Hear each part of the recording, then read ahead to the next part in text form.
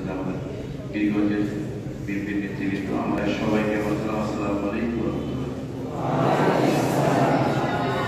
খুবই প্রিয় নেত্রী বাংলাদেশ জাতীয় দলের চেয়ারপারসন সাবেক প্রধানমন্ত্রী বেগম খালেদা জিয়া, শহীদ প্রেসিডেন্ট জিয়াউর রহমানের আত্মার মাগফিরাত কামনা করছি।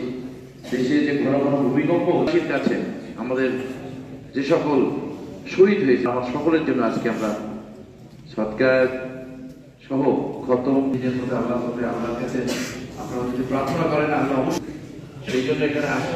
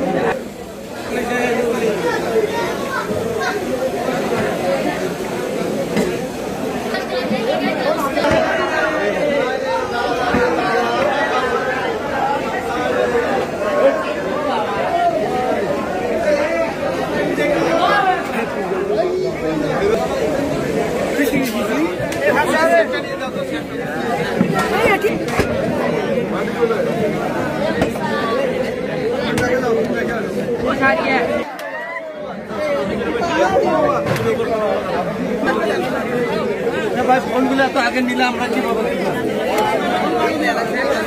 ভাই ভাই এবার ভাই সাইডে সাইডে